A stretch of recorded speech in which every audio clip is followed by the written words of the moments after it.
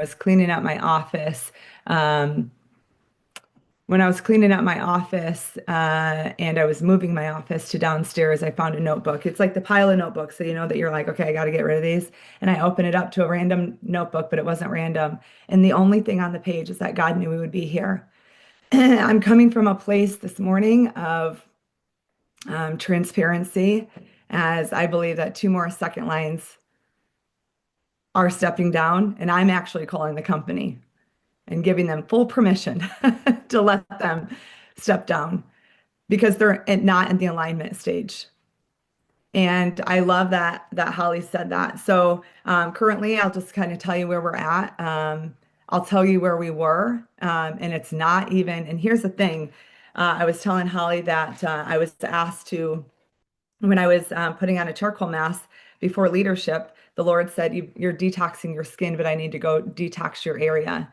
And we have built 15 first lines, 13 second lines, and 5 third lines. So if we've done it once, we can do it again. Amen and amen. And we can do it again with the right people. So currently, after today, hopefully, we will be at 4 and 1. I think it's probably been 13 years since we've been this low. But today, in this month, and this year is the first it's been this convicted. So it doesn't even matter what the world it says. We have 6 DIQs across the board, 4 first line DIQs as of yesterday, and 2 second line DIQs. And I'm going to tell you that spiritual warfare requires spiritual stamina. And so I don't know what you're doing to stay prayed up and putting on the armor of God, but we need to study it. We need to speak it. We need to store it. And then we need to surrender it. In that order, we've got to study what God has called us to. We have to speak it over. I am not a future national. I am a national. And I know this sounds like really cheesy, and I don't know why I'm going to tear up, and especially those in Holly's area, but I literally, I don't even know what I was doing the other day, putting on makeup, whatever. And I was like, and it just hit my heart. Holly's waiting on me. And I literally just started like bawling. And if you're in her area, you know that this is a woman of authenticity all the time. And I just, what she says, she does. And isn't that the kind of leader that we need and Mary Kay? And that's the kind of leader that we're being called to. I think just over the years, it's been just like the chase after the rabbit instead of the chase after being the best version of the identity that God has called me to. And there's a difference in that when you're like, I don't care what the world it says. I don't care what car I drive. I don't care what, I mean, you're like, he's called you to excellence. And so I'm going to be excellent and I'm going to wake up excellent and I'm going to operate excellence. And so I want myself to know the Holy Spirit's voice so well that I recognize a counterfeit one. Because we can think that the Holy Spirit is really laying stuff on our heart and we're like, that's not even the truth. That's the counterfeit voice. And so that's something I learned. And the enemy loves to exploit emptiness. And so days that you're feeling really empty, like you're like, man, I just know this call on my life. But there's a few things. I mean, it's so funny that she said that because I literally pray for alignment. So we lost a second line. A lot of you know that a second line. Then the next day I was teaching at career conference, but it was my first line, Ashley Dornbos's mom. And I called her mom. She like was my mom. I don't have my mom here on earth, and so she was my mom. And we lost her after 5 days of diagnosis of cancer, the day before career conference. And that completely shifted. We played Mary J. Blige's Doubt at her funeral. And I'm just going to read. It's something I constantly go back to. But in there it says, "I've made it to the end. I've lost a lot of friends, and I sacrificed a lot." And it's like, you don't know. When all of you are doubting around me, like I'm so convicted as to where we're going.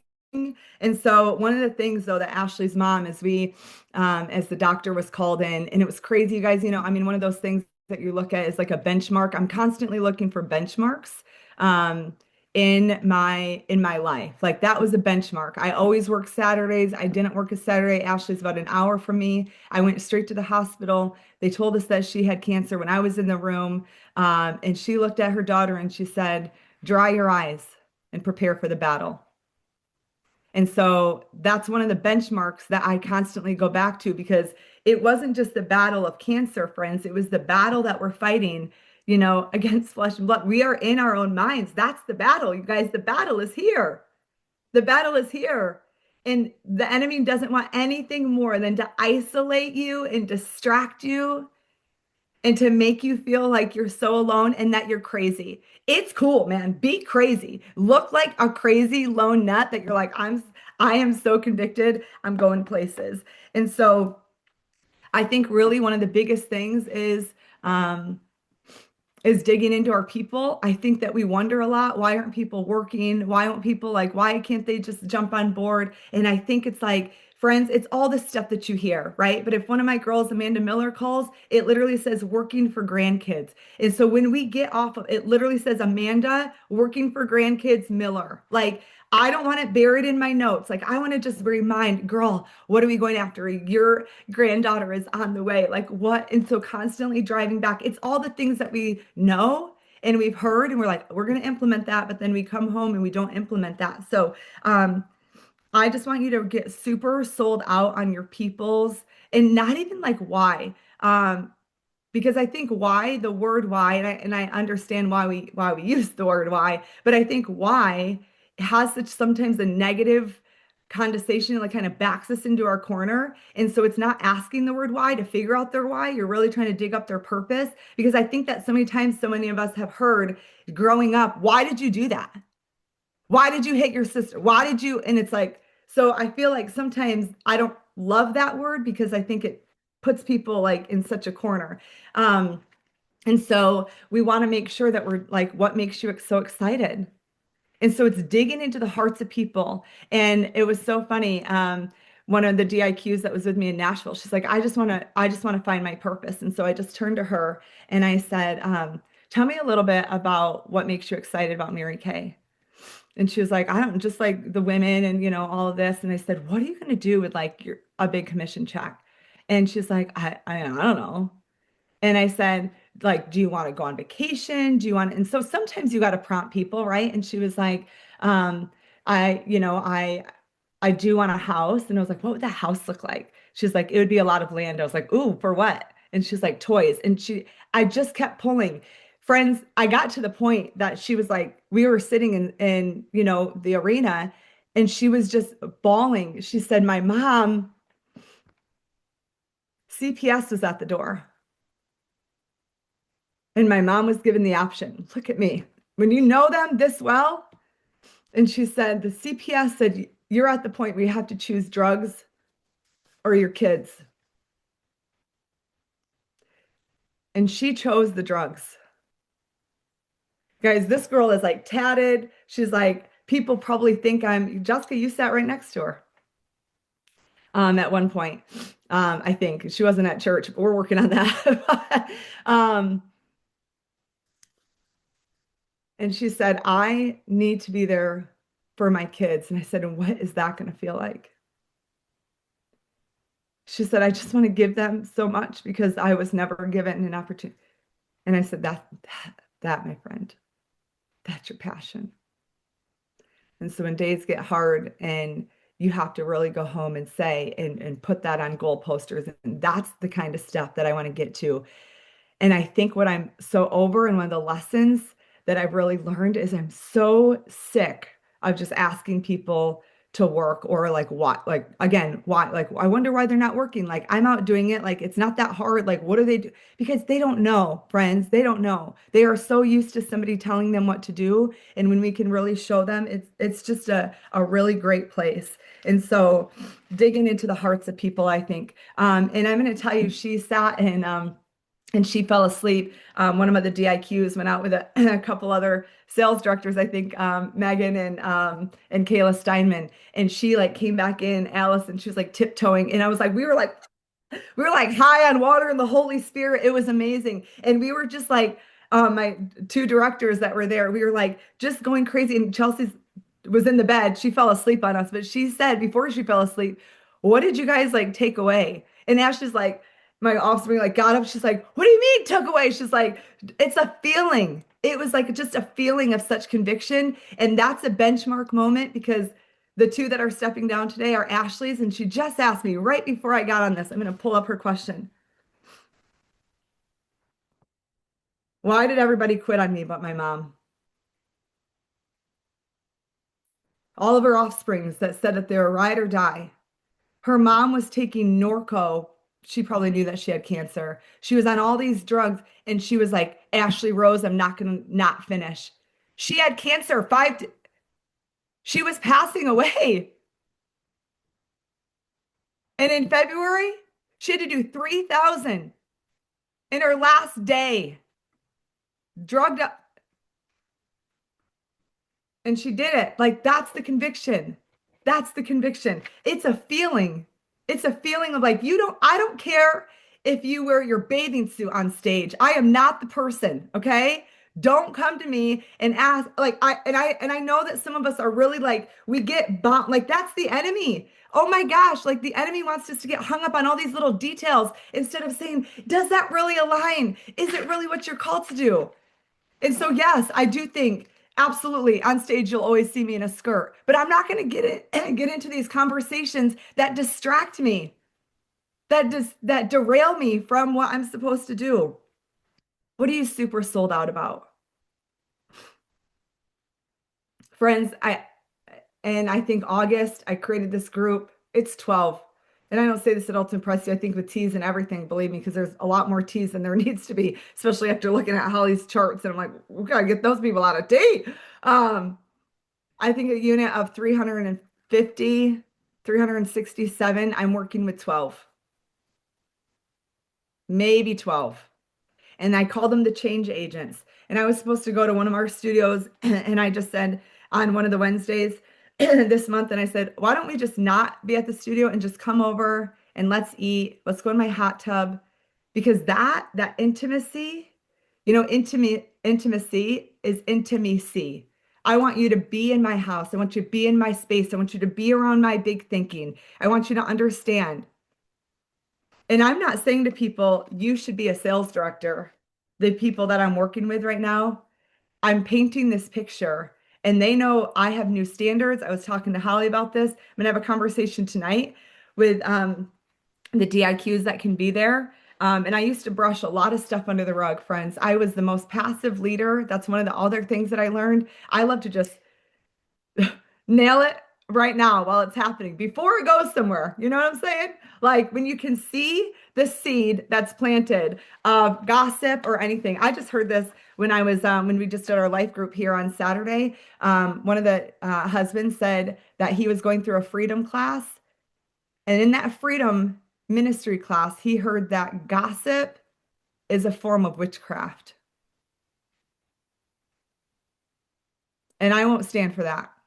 That's a standard that I won't stand for. Listen, you want to be in a gossip space, you can do that in someplace else, but not in this area. Okay, we're all sisters, we're all equals. And that's the biggest thing. I think also the biggest thing as I wrap up, Holly, is putting people. One of the things that I just had on my heart is I'm like, I'm doing too much. So I literally gave the agenda and we call it Rise Beauty Collective, but it's our customer group. I gave it all to my offsprings. I'm like, why am I trying to do? I know you're like, wow, good for you. But that was huge for me because I'm like, I'm doing the agenda for every meeting. I'm, telling people like, I'm like saying, hey, you train on, and they can train on whatever they want. But I'm like, why am I even doing this? And I'm telling you, Allie, a lot of you met her. It was Allie and Andrea actually that I gave, that both came to the fall advance. I gave I gave all the agendas to them. And I'm telling you, what else do you need to get rid of off your plate? Because it is so freeing. I do not have to do it all. And honestly, I don't want to. And are they going to do it like I want them to? Probably not. I don't even care. We've got people to build, right? And so I just want to go ahead and show you this on my notebook. this month. It says month of love, build 10 reds. So what are you mapping out? What are you putting in front of yourself that you are going to do? And so then I flip the page and I have all the people that I'm going to build. And here's the cool thing is that even though I want to build 10, I have 15 on the list. And then I have the DIQs and then the seniors. Like, what are we mapping out? I'm sure that some of you have heard this and it may not run true to you, but to me, it's always panned out. Your number of new agreements plus 3 zeros. You don't have to figure out your base. You don't got to figure out all the numbers. That has just always stayed true to me. Last month, 24 equaled 24. And when it goes higher, that's awesome. But it has always stayed true. So gold medaling, I love that Carrie did that in like 3 days or first 3 days of her appointments. I'm super sold out on the medal mentality. The medal mentality, and I'm just running that through. So friends, I'm the furthest ever that I've been and the most convicted I've ever felt. And I just know that I know that I know that because of my weight in 2025, that was my word, that now it is going to move swiftly and suddenly in God's speed. And Holly, I just appreciate you being able to come and be a part of something. I've been in a lot of circles. I've tried to fit in a lot of places, and this feels like home. So thank you. Seriously. I'm gonna give it back to you before I blow my eyes out. Same, same, same. You belong here, girl. We love having you. I'm so excited you're coming to the beach with us. It's gonna be so fun with your new offspring.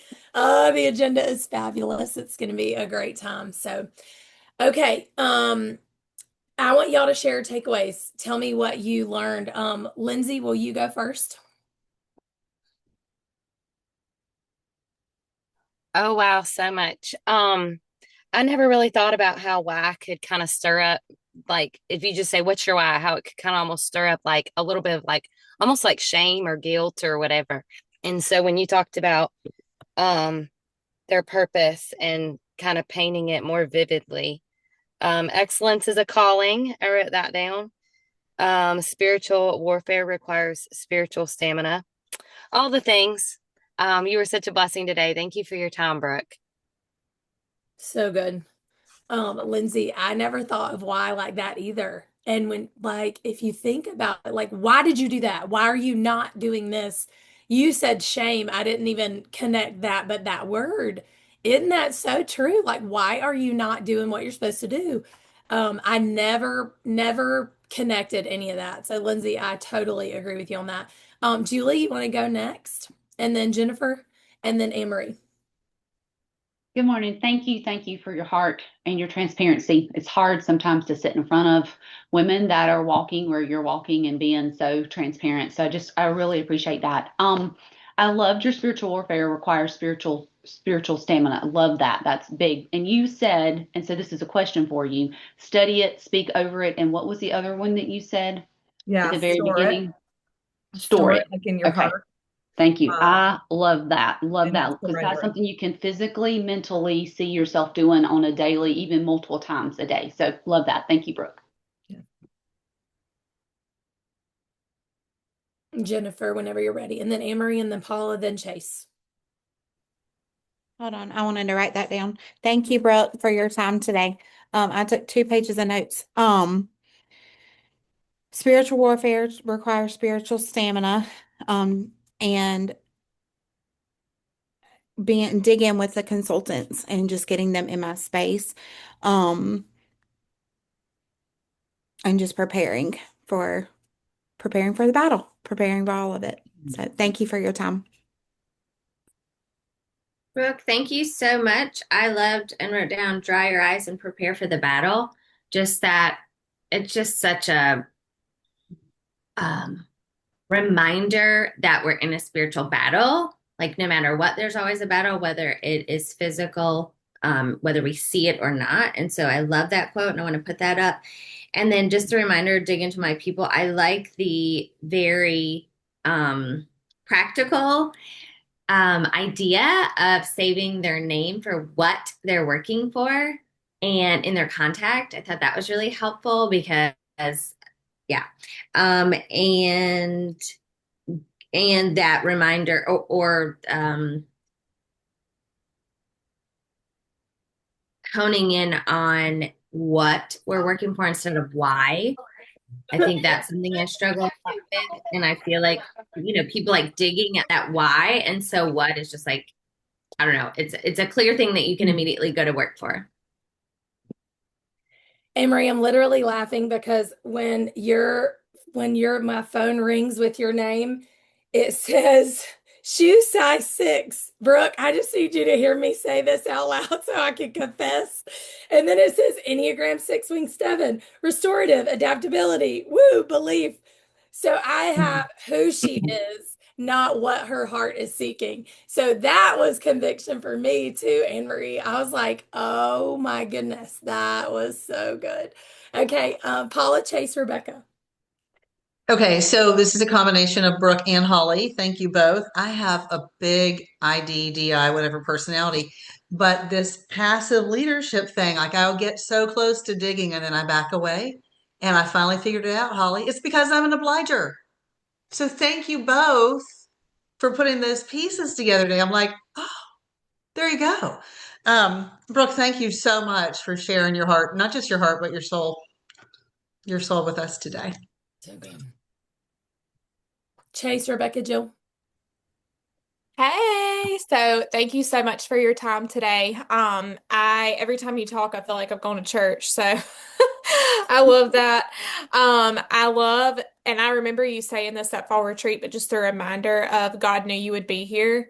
And I think that, like a lot of us are in this season where we're like, gosh, like what? And so the fact that God knew that we would be here, and the passive leadership thing too was really convicting for me. So thank you. So good. Oh, Brooke, thank you. Thank you. Thank you. You are so honest, raw, and transparent. And just the fact that you were able to come on here and you didn't even cry about the step downs, it was the purpose of the other lady. And so I just want to commend you on that. But just the reminder, conviction is a feeling. And to be so close with your walk with the Lord, to know his voice and not the other voices that we hear, and we hear a lot, and that the enemy can be so clear, just like the Lord can. And so just to know the differentiation between the two of them. And then I know it's a broken record, but just the why. And I have never loved the word why. I'm like, but purpose, that's my heart. And so just the reminder that it's the same, and that we can speak in purpose and really get to know her and then implement what we already know. That was one of my takeaways from leadership. Implement what we already know. So that's just, God just sent you to remind us, but just thank you for all your time. Thank you, Brooke. Thank you for your openness. The Lord just keeps bringing that word alignment to my heart. And when you said there's a difference between chasing rabbits and alignment.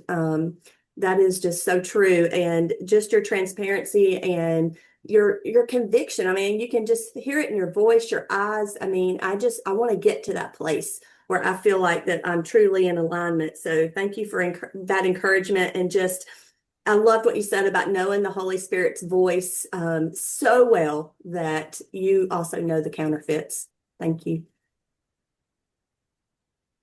Okay, Paige, Leanne, Tracy, and Rose. Thank you so much for today. You are an incredible leader, and our company really does need you as a national. So we are all so excited that you've stepped into that. We're beyond excited for you, and we will be standing there cheering for you when you come off the stage. So we're all excited about it. And now you're gonna make me cry with you crying there. Okay, so here's what I took away mainly. But also the enemy wants to isolate me and distract me. And I've just got to remember that every day. I appreciate you. Mwah. Okay, Brooke, you spoke to my heart tremendously, but I know that you spoke to yours as well.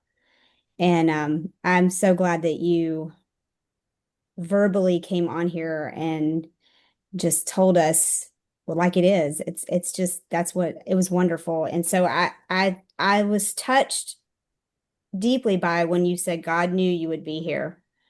That was powerful. That was just so powerful. And that to dig into not just our people, but into their hearts, like that's huge. And so, um, I definitely feel like that's something that I want to work on personally. But ooh, when you said gossip is a form of witchcraft, man, I was like, woo, I'm so guilty of that sometimes, right? So, that's huge, and definitely, the devil coming in and messing with us for sure. So, thank you, and thank you for talking about reds, and getting into the reds. So that's something that I love the 3 reds by the February 28th for sure. So that's exciting. Thank you. Love that. Tracy, Rose, and Jessica, and then Megan and Nikki, if y'all want to unmute, you can share, you can put it in the chat. Okay, go ahead. Hey, Brooke. All of it was just very inspirational. But the praying for alignment, dry your eyes and prepare for the battle. And I feel like a broken record when I say that spiritual warfare requires spiritual stamina. That is just so good. And really knowing your people and the what and not the why. Like, what is TJ really working for? Why is she really going into DIQ? Knowing true answers of what motivates her and why she's, what she's really working for and doing. So that was great. And just thank you for being on with us today. All of it was just fantastic. Okay, Rose and Jessica.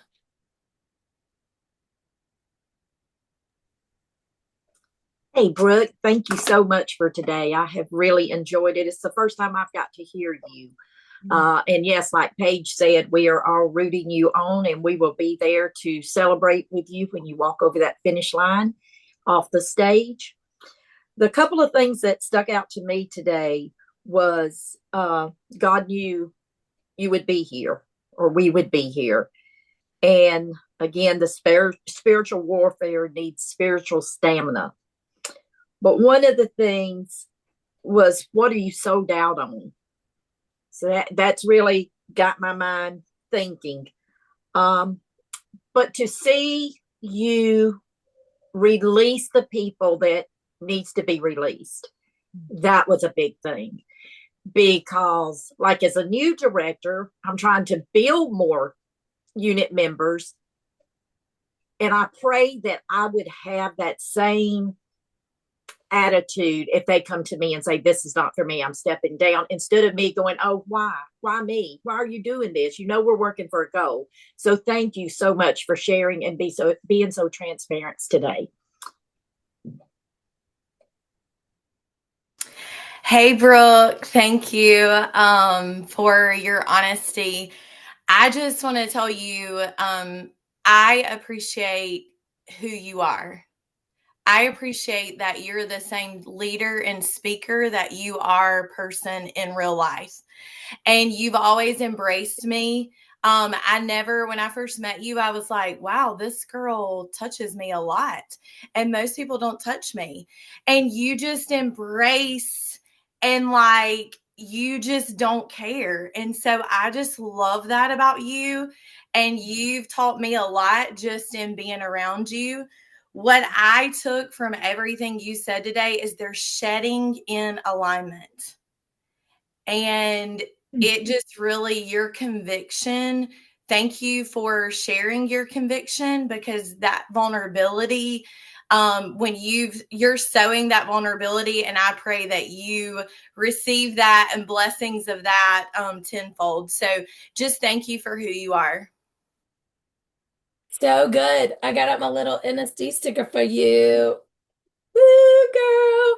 Mary Kay needs an NSD like you. So excited. And I am waiting on you. And I am saving you a seat. I'm so excited. Thank you thanks for your heart. Thanks for preparing today. It was so, so, so good. I took so many notes too. Jennifer said she took a bazillion notes, so did I. When you said intimacy, into see me, like that was so good. Is that what you were saying? Like you're in to see me? Yeah, intimacy, into me, see. Like, Into me, see. Okay, got it. Into me, see. I love that so much. That was so good. And then Julie, I also loved her spiritual warfare takes study, speak, and store. I just thought it was all so good. You also said the enemy wants us hung up on all the little things. And y'all, if y'all don't see that in the world of Mary Kay, I see the Nationals, do that sometimes, and I'm like, and I walked away from a lot of conversations at leadership this year, and I think I shared that with Brooke, because they're not aligning with who I am and what I'm doing and where I'm going, and I don't want to be in the conversation. I don't want to be a part of that conversation. So sit at a table where they talk about ideas and dreams and not people. That for me was pretty amazing. So your gossip thing, I thought that was like really, really, really interesting. I've definitely never heard that before. So thank you again. I so appreciate you. Okay, girls. So y'all take a deep breath. Okay. So I know that I cannot keep y'all on here until 1 o'clock today, or y'all might all be like ready to scream. But I am excited about just like kind of diving into these tendencies for just a minute, because I do think that when you do understand your tendency and the tendency of people that you lead, it allows you to not be frustrated with people. Because here's the deal, you can't lead people that you're mad at. And I remember our first Gold Circle year, I had to stop being aggravated. I'm like, what? I can't be aggravated with people. I can't be frustrated with people. And I remember Stacey James taught me my job as a leader is to help them have what they want, because they're just self-sabotaging the thing. They know what to do, they know how to do it, but they're not allowing themselves to do it. So they're sitting across from somebody and they won't do the interview. Why? Because they won't allow themselves.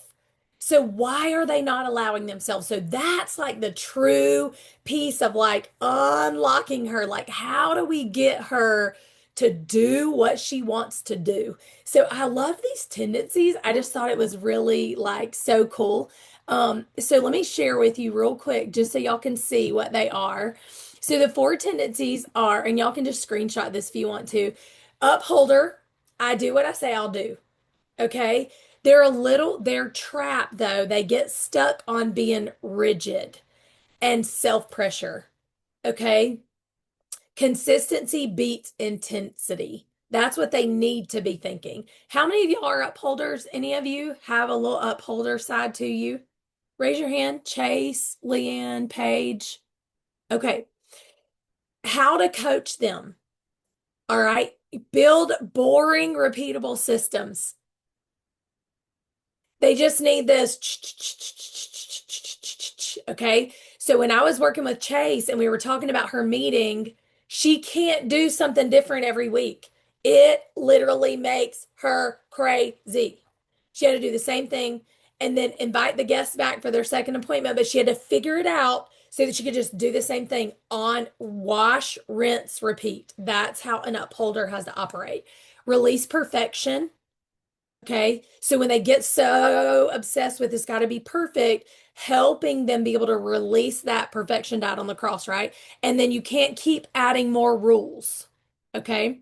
Obliger. How many of y'all were obliger? Okay. I do better when someone's watching. This is why, and I'm ADHD, I have to go to the gym. I have all the gym equipment at my house. I have everything I need to do my whole workout at my house. But guess what? I ain't gonna do it. I'm not going to do it. So thought trap is resentment and burnout. Sometimes as an obliger, we're so tired of having to meet everybody's expectations. It gets exhausting, right? Accountability is a tool, not a weakness. For me, as an obliger, I have to create accountability where I need discipline. Okay, meaning if I need to do bookings every day, I've got to be accountable for it. If I need to make sure I'm drinking my water every day, I have to have accountability.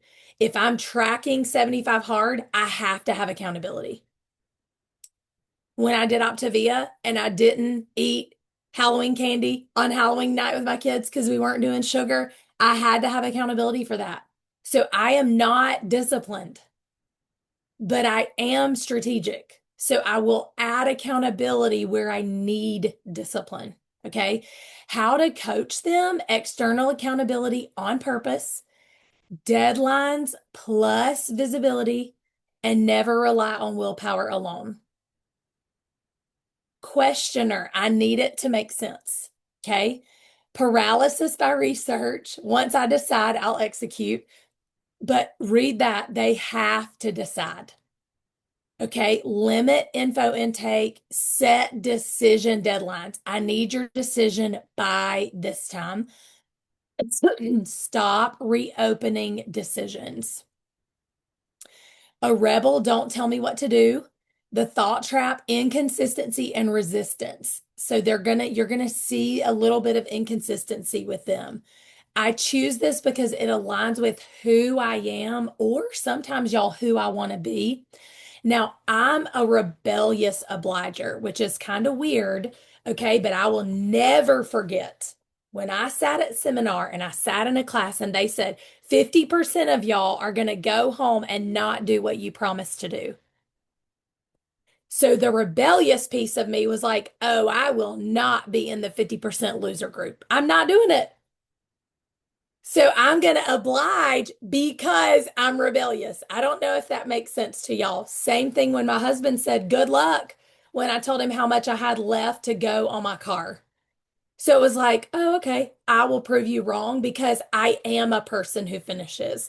So that's that part of rebel. It's based on like that identity of who I know. This is who I am. If you push me in a wall, I'm coming out swinging. Meaning I'm not going to cower because I'm going to prove you wrong. That's that kind of rebel piece, if that makes sense. Choice-based goals: you can do this or this. Okay, I want to take y'all back to, do y'all remember when I was talking to Jessica about doing her bookings every day? Do y'all remember when I told her we were talking and I said, you can either, because she's like, I hate this. This is stupid. It's not working. It makes me feel like crap. La, la, la, la, la. And I said, you can either do this or not finish your Cadillac. Either one is fine with me, right? But I gave her the choice. So it's that choice-based goal. You can do it or not. It's your choice. Okay. And then they don't love rigid schedules. They don't love that you tell them what they have to do. Okay.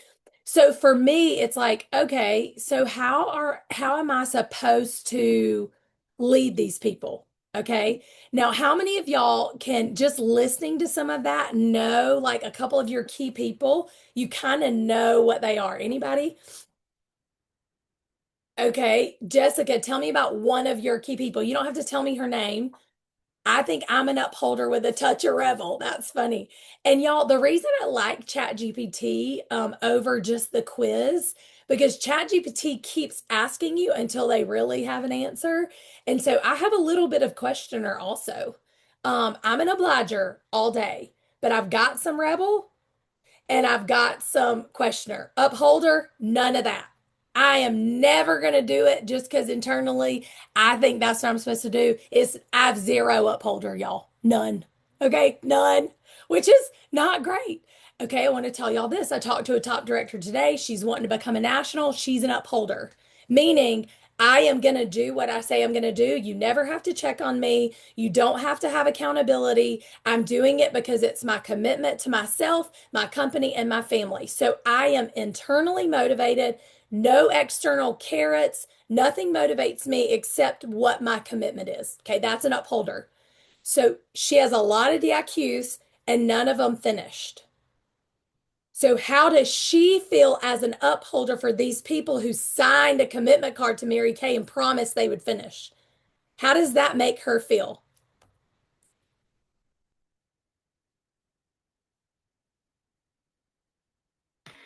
Are you wanting us to answer? Yeah. Oh, okay. So as an upholder, she's probably feeling like these women suck and they don't do what they say they're going to do, and I'm done. I'm done. That's how that feels to an upholder. So I just want y'all to understand, if you're somebody who that's more of your tendency, you don't need external accountability. I have a friend who she walks every day. She's a national. She walks every day. She told me, she said, it's icy outside and I had to get my walk in. And I'm like, for what? But she's an upholder. She told herself for her health and wellness that she's going to walk this much time every single day. Nobody has to know. She ain't got to tell anybody. It was her decision with herself. So she's literally in her house, like walking around her kitchen table, around her island, around her kitchen table, around her island, because that's what she does every single day. She's just like this with her whole entire life. Okay. So when people like me are going to be mentored by somebody like that, what happens? There's a gap. There's a gap. And so when you understand who you're mentoring, okay, then you take what Brooke said and you don't understand her why, but you understand what it is she wants, what's her passion. Y'all, we used to say what makes her cry. When you figure out what makes her cry and you keep that in front of her, really, it doesn't matter which four tendency that she is, that will trip her to be motivated. We can't rely on motivation to do kit and commit. Okay, you're going to probably see obligers initially doing kit and commit, but once an upholder decides that that's who they are, it's what they're going to do, then they do it, just like Carrie. She's like, okay, I'm ready to do kit and commit. And she'll do it. And she'll probably kit and commit until she becomes a national. Okay. I shared that with y'all about her. Okay. So Jessica, you were going to tell me about one of your consultants. What's her thing? Well, one is an obliger, one is a questioner. And I feel like the women I'm working with are obligers or questioners. Okay. What do you want me to tell you? No, it's okay. So what I want, so I'm going to tell y'all, okay, we're going to start with rebel. So write on your paper, rebel. Okay, a core wiring for a rebel is that they are going to resist expectations because they're going to do what aligns with who they are. So you don't get to have an expectation on them. Sometimes rebels are going to resist taking the test because they don't want you to tell them who they are. My husband, he'd rather do anything than for me to say, hey, take this personality test. He's like, I'm not doing it. Right? Okay. Leading themselves as a rebel, they thrive with autonomy and an identity-based goal. This is the kind of mother I want to be to my kids. This is the kind of leader that I stand for. Their power thought is I choose this because it aligns with who I am and really what I'm creating. Okay, this is how they lead others. You ready? They lead others by casting vision and speaking to identity. A rebel is going to lead best by casting vision and speaking to the identity of those they lead.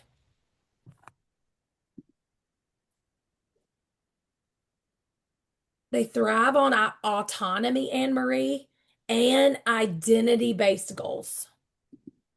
And identity, who they are, what they want to create, right?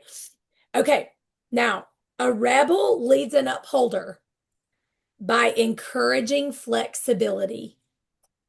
Remember that upholders are very rigid. Okay, so you're going to lead her by helping her have a little flexibility because y'all, here's the truth. You can have a plan as an upholder. Most of the time, the plan might not work out as planned. right? So you don't want your upholders just throwing their hands up being like, this is ridiculous. She didn't do what she said. She didn't do what she said. She didn't do what she said. So teaching them to plan the puzzle and then be willing to move the pieces around if they need to. That's how a rebel helps an upholder. Okay.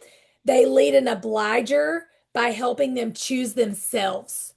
Because an obliger, Holly, and many of you, as a rebel, my husband would say things like, if you don't take care of yourself, you can't take care of anybody else.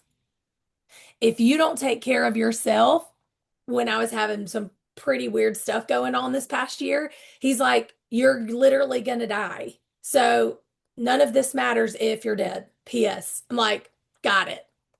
So it helped me be aware, right? Wait a minute, I do have to choose myself first sometimes. And he's a rebel, by the way. If questioner rebel, I don't know. Leading a questioner as a rebel leads a questioner, they're going to invite action after decision. So if you're leading a questioner, Jessica, now you're going to invite them to get busy as soon as they decide. Because a questioner will then go into all of the analysis paralysis. And remember, as a rebel, if you're a rebel, remember that you inspire people by casting vision. So they're going to be inspired, they're going to be excited, but you've got to get them to make a decision and then move right now. Okay, so let's do obliger next. How many of you were obliger? Okay. So their core wiring, remember, I meet outer expectations better than inner ones. These people are going to chase a carrot all day long. Give me the carrot, girl, here I come. I want the prize. I want the clap. I want to be excited. I don't even care what the prize is, right? Okay, I do better when someone's counting on me. Okay, obliger leads themselves. They thrive with accountability. Already told you that. They are service oriented and they're loyal. Here's what you got to watch out for if you're an obliger. I love this. Holly said, make the decision if you're driving or flying to leadership right now. Okay, now look up your flights. Okay, book it right now while I'm on the phone, please. That's hilarious. I did do that. I forgot. Okay. So they have to watch out for overgiving, resentment, because they will give and give and give and give until they hate everybody. Sorry, I'm just saying, just being honest. Okay. And they'll neglect their own goals in order to serve others. So watch out for your obligers and just helping them be aware of this and to see this. Burnout is a real thing with obligers. So you got to help them watch that. Their power thought is accountability is a tool, not a weakness. My husband was like, it is ridiculous that you have to go to the gym to work out. He thinks that it's ridiculous that I need to go to Mary Kay seminars, career conferences, weekly meetings, weekly trainings. He's like, that is so dumb. Y'all literally say the same thing from the stage every single time. Go through your notes. They all say the same thing. This is so dumb. He's like, this is so dumb. But I have to do that. I have to be around the people. I have to have accountability. I have to, right? But he thinks it's dumb. But accountability is a tool. It's not a weakness, but it is a tool that I need to thrive. Leading others. Okay, they lead best by encouraging others, creating connection, and checking in. So when I had DIQs, I always told them, I need you to message me every single day. Why? Because it keeps that line of communication open so they feel safe and I feel like we're connected. And I can encourage them when they need it. Okay, or obliger will lead an upholder. Okay, you ready? They partner on the goal. Partnering on the goal. They lead a questioner by inviting their input. What do you think about this? This is the promotion. What questions would you ask me? What am I missing? Will you proofread this? And leading a rebel, connect their action to what they care about. Y'all, a rebel ain't gonna do it just for the sake of doing it. It's gotta mean something. Okay.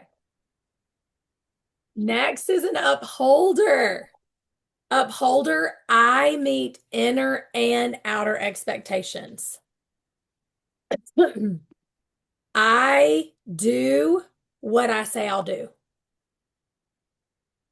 Y'all want some solid base unit production? Get you some consistent upholder star consultants.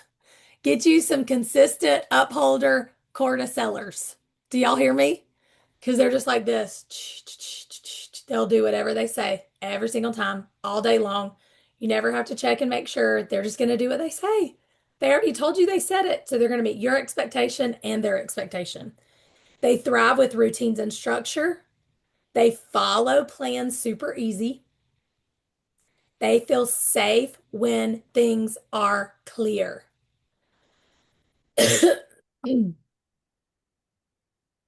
Chase said they're going to avoid saying it just to say it. Like if they say it, they really mean it. They're going to do what they say. Okay, they're going to have harsh self-talk. Sometimes they're going to be a little critical in their mind. So helping them with that and be aware of that, like tell me what you're thinking. They're going to feel guilt. I had a conversation with an upholder recently and I said, this is your decision. Now own it. There's no guilt. There's no shame. We don't feel bad. This is what you decided and it's okay.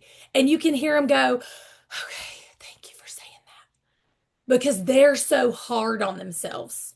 Because they want to do the right thing for their family, the right thing for their business, the right thing for their boss, the right thing for God's calling. So it's a lot of pieces. But once they feel safe and they feel seen, then they'll move forward beautifully. Consistency beats intensity. This is their power thought. So if they get stuck as an upholder, consistency. What's your consistent thing that you can do? Y'all, I'm going to tell y'all all day long, people who are consistent, literally, somebody who does 30 faces for 12 months over somebody who does 50, none, 75, 0, 0, 8,200, 0, 0, 12. That it doesn't pan out. So I'd rather somebody do less consistently than be shoot, fall, shoot, fall, shoot, fall. I want that da da da da da da da da da da da. Right? Okay. They lead others by modeling consistency. They have very simple systems and they're very dependable.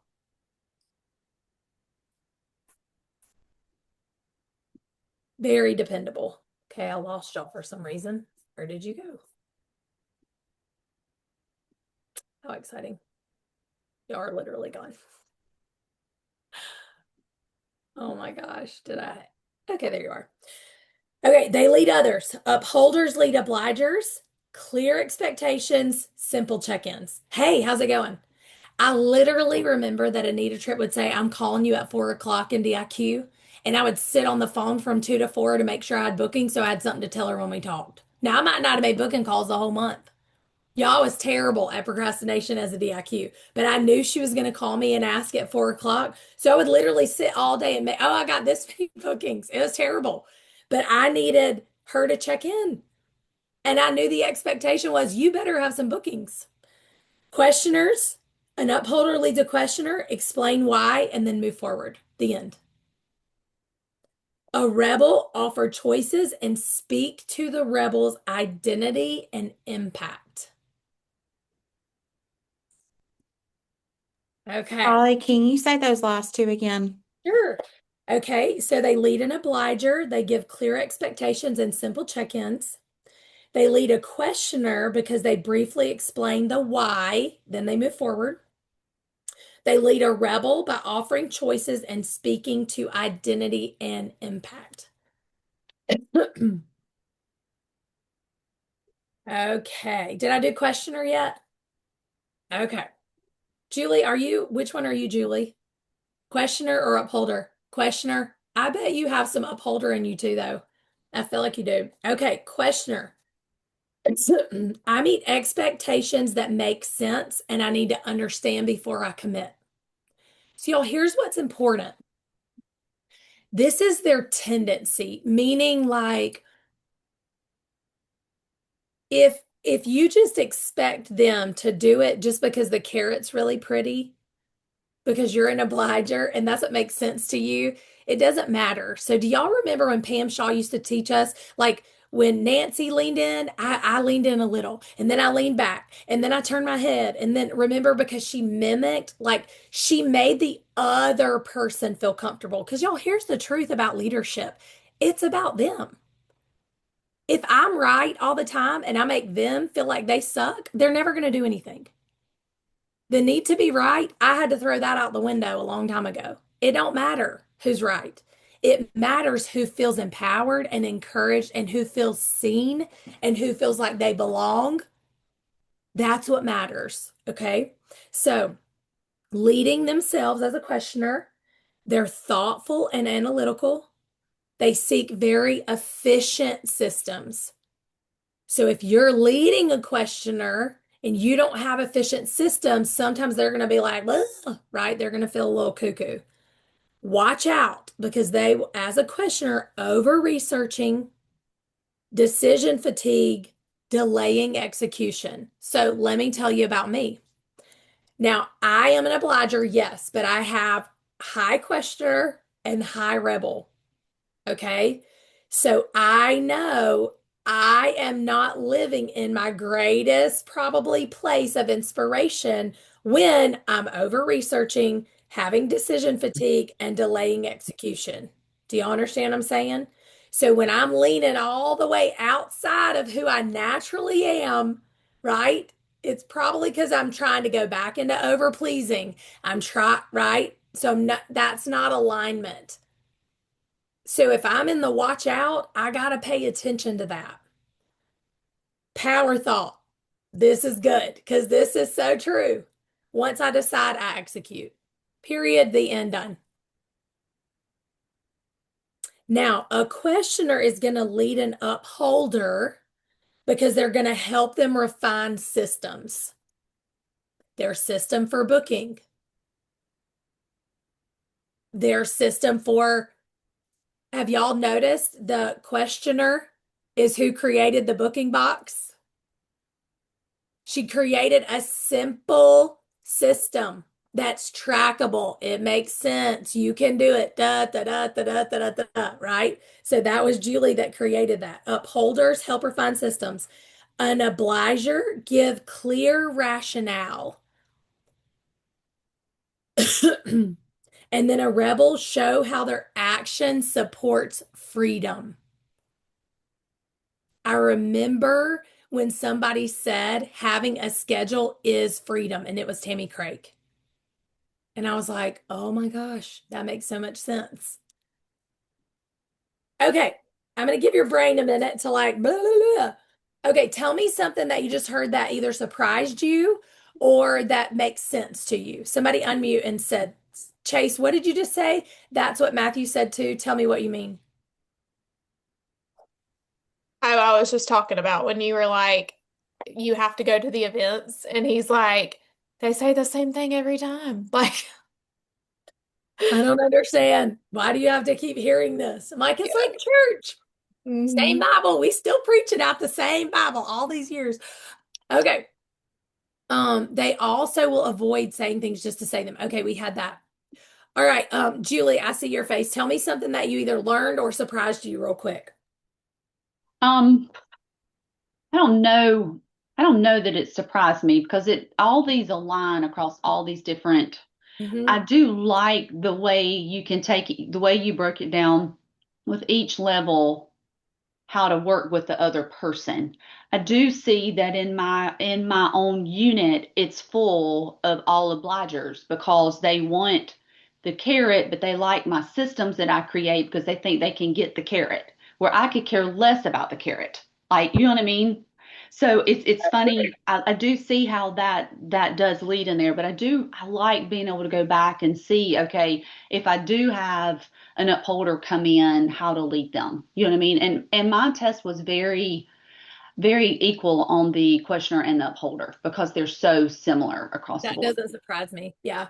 And y'all, if you think about when you understand people's Enneagrams, this really, there are pieces of this, okay, that will align with their Enneagram sometimes. Also, their Gallup strengths. Like if you're looking at an achiever, sometimes you're going to notice that obliger piece because they just want to win. They want to win. They want to win. They want to win, right?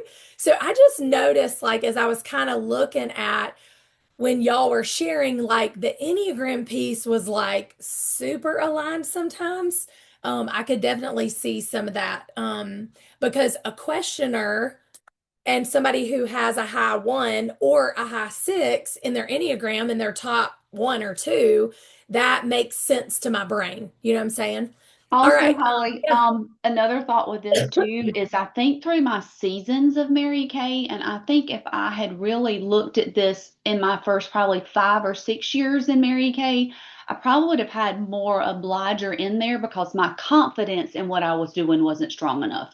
But the more my confidence gets in an area, the more my true personality comes out. So there's like a caution of question yourself. Here's the analytical brain. Question yourself. Is this her because she's not confident or because this is who she is? That's so good, Julie. Such an awareness. And y'all, the other thing is maturity. You know, if I did this test with somebody who's 60 and somebody who's 25, it does look a little different. It's going to play out a little different. Just because one of them is like, I don't care what anybody else thinks, right? So I think that's probably where my rebel has maybe become more high, whereas really my rebel wasn't a thing, but I think I always had a little rebel in me, if y'all know what I'm saying. But I would never let it out because I didn't want to, I was a people pleaser. But now that I'm not a people pleaser, my rebel is like a little more, which is interesting. Chase said I would have 100% probably been an obliger as a new consultant and director. I remember Chase saying, I cannot be who all these people want and expect me to be as a new director. I just remember her being like, you know, because she came out, she's doing all these things, and then everybody's like expecting this. So now, if you look at that as an upholder through that lens, it wasn't your decision, it was theirs. And so you hadn't committed to that. That's what they said. So maybe that's probably why you felt pressure. Anne Marie said I was a rebel when I started. That is so funny. Okay, somebody else give me just a takeaway so far, or a thought, maybe something you kind of understood or figured out.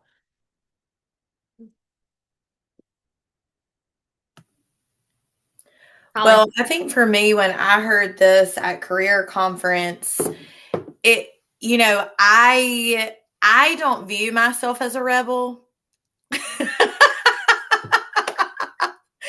So it was very like I don't, because I do in my heart like want to oblige or whatever. But it helped me. It really, I know it's not about us, but I was wondering why I was frustrated in my own leadership. And so realizing that I haven't been leading as my truest self has caused me to literally like want to bang my head up against the wall. And so this allowed me to see, what do I do with people that have different tendencies? And even my own self, rebels have a hard time doing what, like, if I say I'm going to do this, like making yourself do that. So okay, give us an example. Guilt. So it just really helped me sit back and go like, whoa, okay, this is why I'm frustrated right now and why she's frustrated with me. You know, you share with them what you figured out, because you were like, I'm just getting 3 names. Like, what in the world? Like, she could not go warm chat, y'all. Okay. She couldn't do it. She could not go get, I'm like, Jessica, go get the 3 names. You know what I mean? I can like offer to mail her a prize. She's not going to do it for 3 nights. She's not going to do it. So tell them what you understood and then what you had to unlock to go do it. Because I think this is important. Well, my husband and I set the goal when we left leadership that I was going to start getting 3 names a day intentionally and 3 bookings. And I literally could not do it. Like it like may, and I've been warm chatting when I'm out and about, but to intentionally say I'm going to warm chat and I'm going to get these 3. And so even this week, I had to understand why I was going to get the 3 names, not just saying I'm going to get 3 names. So then this week, when I enrolled my family and my son, and my husband and I sat down and talked about numbers, and we talked about the impact it's going to have and what it's going to do, I was like, oh, I'll be back. Because I had to understand there are other people tied to it versus I'm just going to get 3 names to get 3 bookings. And that has, made a big difference in just understanding why, when I just set these things, why I do it or why I won't do it. I love that. And y'all, what's funny is if y'all ever remember me telling the story, I always had to make my mom go with me because I needed accountability. She would push me down the aisle to go get the warm chat lead. Like she would literally push me down the aisle. Okay. So that's how I had to start. Then later in my career, once I was like more established, I would take consultants with me because I wasn't not going to go get leads if a consultant was with me. Like that's not going to happen.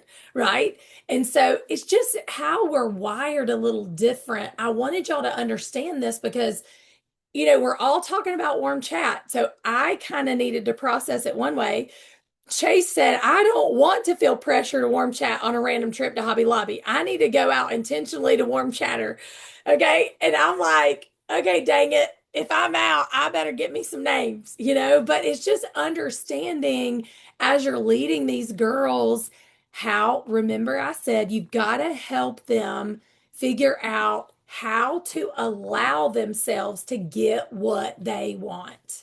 So when you understand what they want, and you have a peek into this and even honestly their Enneagram, I think it kind of unlocks like, oh, okay, so what about this, right? Okay, who else? Jennifer, what about you? I like learning about the ways to lead based on who they are and who I am.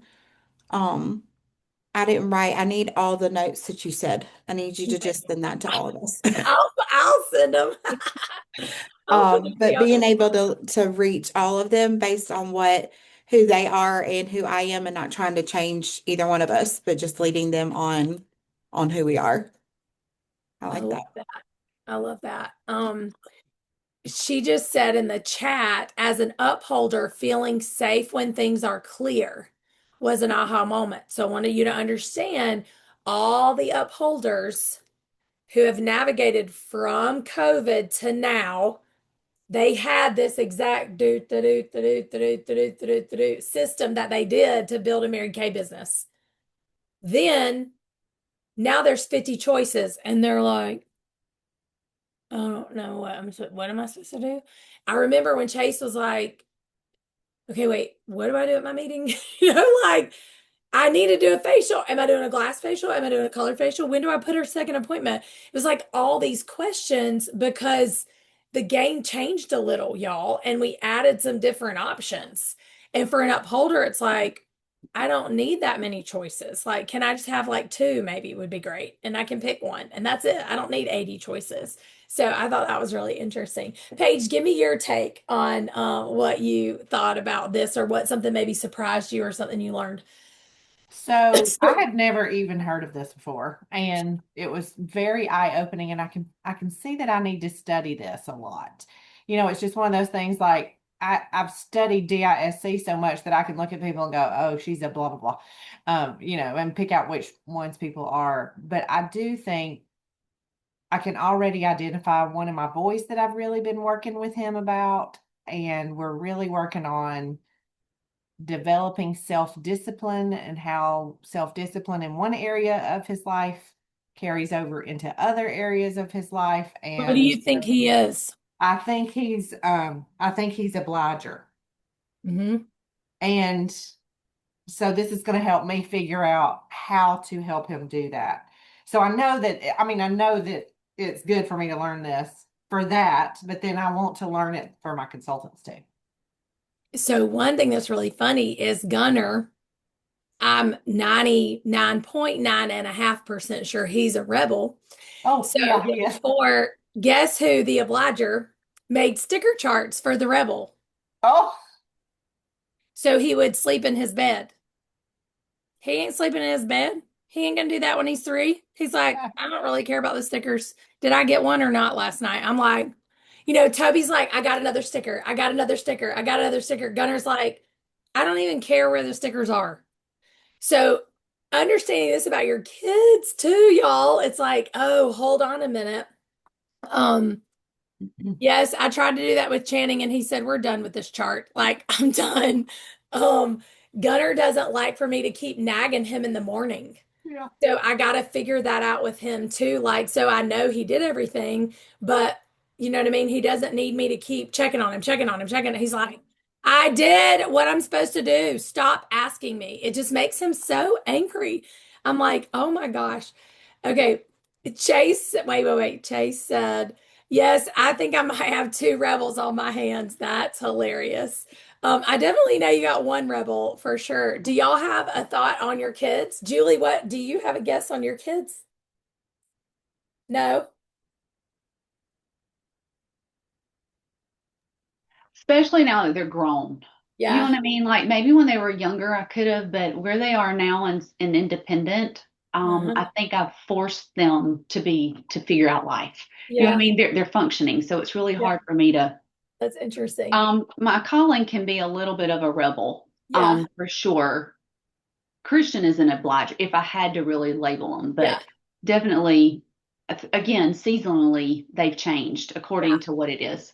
That's interesting. Rebecca, did you have any thoughts or takeaways? Well, with all of y'all saying your kids are rebels, I mean, they're not mature yet, so they might grow out of that. I'm just saying. If Anne Marie can come in and be a rebel at the beginning of Mary Kay and she's not, so I'm just saying maturity does happen. I just think it's good. This is the first I've heard about it. So me and ChatGPT just had a whole communication conversation on just digging into learning more. So I'm with Paige on like I just need to study it and understand it a little bit more. I think it's good, especially watching my girls and my unit with accountability.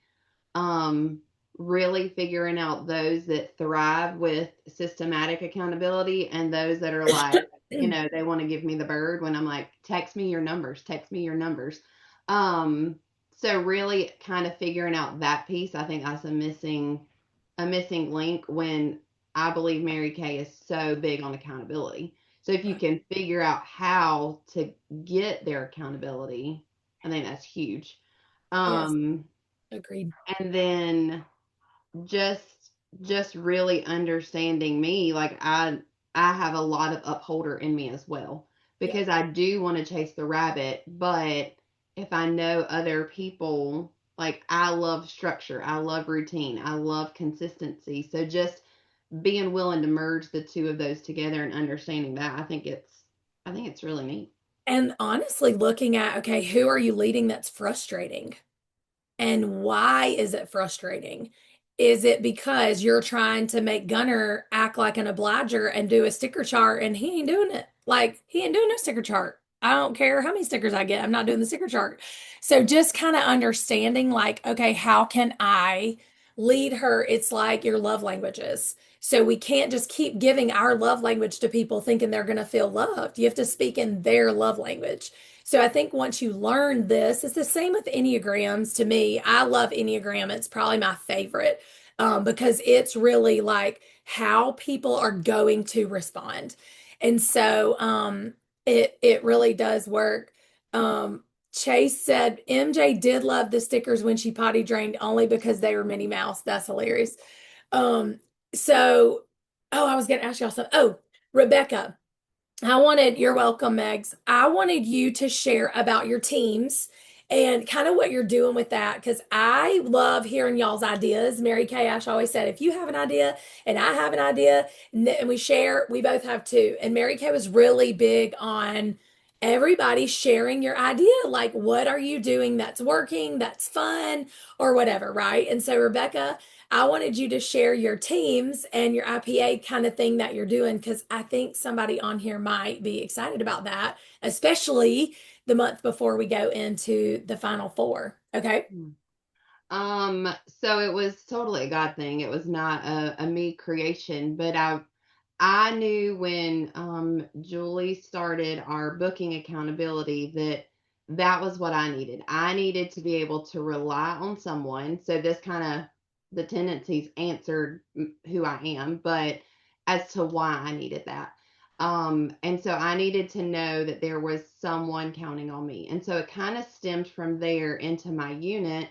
I do the same thing with bookings with my unit. Y'all, it's just a booking group that they just text in how many attempts they did that day. And if they got a booking, we celebrate it. Other than that, like we started with gifts and now I don't really do gifts with my unit anymore. But with our IPAs, I wanted them to track something that they felt comfortable with. And so when Holly launched her IPA sheet, it was easy to understand. They felt like they got a simple win and that they could stack more IPAs in a week, but I knew that there needed to be some accountability tied to it. And I did not want to have to be accountable to everybody because that's exhausting. So I broke them up into teams. They didn't get a choice of who was on what team. They just got assigned a team, and I assigned 3 team leaders to track everyone's numbers because I didn't want to have to track their numbers all the time. So I broke them up into 3 teams. You could do however many, but that was just the size of the people that I had working.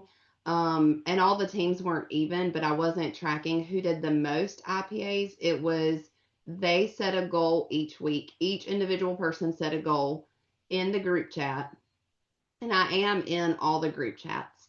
So they set a goal for their personal work, and then that created a team goal. I do not set the goals for them. I need them to work where they want to work, not where I want them to work. That's frustrating to me because if they don't do the job, then I'm mad about it. So if they set their own goal, I can be excited for them. Whether it's 10 IPAs a week or 150, I don't really care.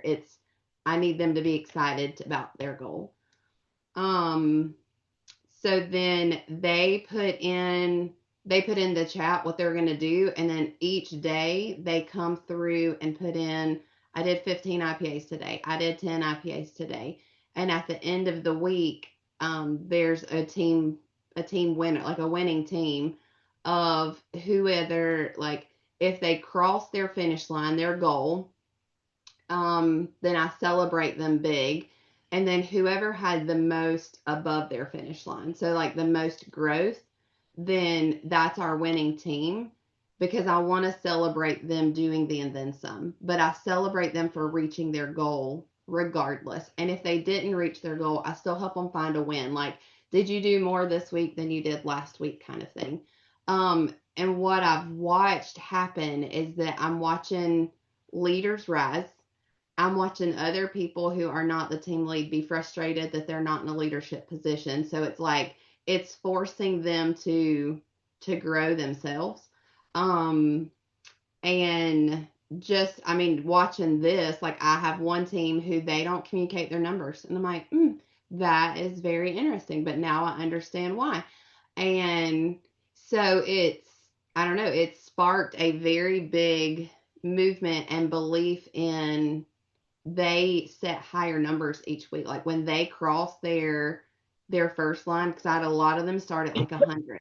And then when they crossed 100, they're like, oh, I can easily do 150 next week. And now I have girls that are up to doing 250 a week because their belief has grown because they're starting to do actions. When they get on Zoom, their camera's on because they get an IPA for it. When I do a marketing event, they're on with their camera on because they get an IPA for it. So it's just the small little things that make a difference, but it's given them places to win. So when Holly, when you said earlier that the Super Saturdays are for the people who aren't necessarily like, it's not our DIQs, it's not our team leaders, it's the people who are just, they just want to feel like they belong and they're doing something so they can belong for the one day. This has given my girls a place to belong every day, all week, all month. They may hate me after tonight because it's been a month since we've been doing this and the teams are getting a swap up. And so one team is going to be mad. I know they'll be mad because, I mean, they have like got really close, but they're about to, each of them are going to be the new team leaders because they're the winning team. So communication has helped their numbers. They've really like grown together, even though they might not all be obligers, but the communication piece. So now I want them to go communicate in each other team. I So love this. it's been really good, and it's been really releasing on me because I'm in a team by myself. So Yep. I'm doing exactly what I'm asking them to do. I'm just doing it by myself because I have to hold myself to the same standard. And then as any new consultant comes in, like if I get a new personal, then I'm bringing her in with me. I love it.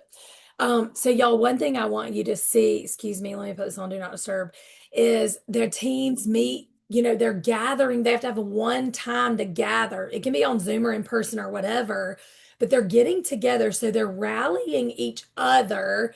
But then the winning team, I know you heard her say this, they become your team captains. So the winning team of 3 or 4, whatever, now they become your captain. So now you're spreading out the win. Does that make sense? And so she just literally looked at who are the people in my unit who are excited. She didn't disperse her entire unit. Just the people who are coming to the meeting, they come to events, they're kind of doing their own thing. I think it ended up being 9 or 10 people, whatever.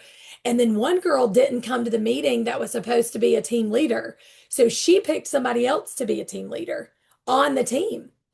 And the girl was like so flattered that she picked her, right? And so what's going to happen now is all these girls are going to see different leadership and they're going to see how they communicate differently. And the leaders, the winning team, you're dispersing them out with people who aren't as excited because they didn't win. So it's going to be interesting to see them kind of rallying and creating like somebody said creating a small community within your unit. I thought it was so good. They did not get to pick their teams. Rebecca assigned them the first time to who was on the teams. And it was like, we actually did it for when we were talking one day. I'm like, okay, who are the strongest people? Her, and her. And then, okay, this person's kind of crappy. So you got to put kind of a crappy consultant on each team. So you kind of rank the consultants in your head on 1 is she's not producing. 5 is she's a heavy hitter. So rank everybody, and then everybody gets a 5, everybody gets a 4, everybody gets a 3. Does that make sense? So that's kind of a way that you can do that. But I loved that idea, Rebecca, and I wanted you to share that. And it sparked the start. That was a theme that we had a long time ago, but I love that it was sparking the start to their pink Cadillac. Okay, who else? Does anybody else have a fun idea that you're doing for February? I want to give y'all a chance to share that, and then we're going to talk about one other little thing, and then we'll hop off. Anybody else want to share something you're doing for February? I can share. Go ahead, Emery. Go ahead, Emery. It's not a promo. It was just something that I'm working to connect more with people. And so Ross had, those pink powder things Jessica told us about. They're little like, whatever. Anyway, they had heart ones, pink heart, strawberry shortcake ones, a pack of them at Ross.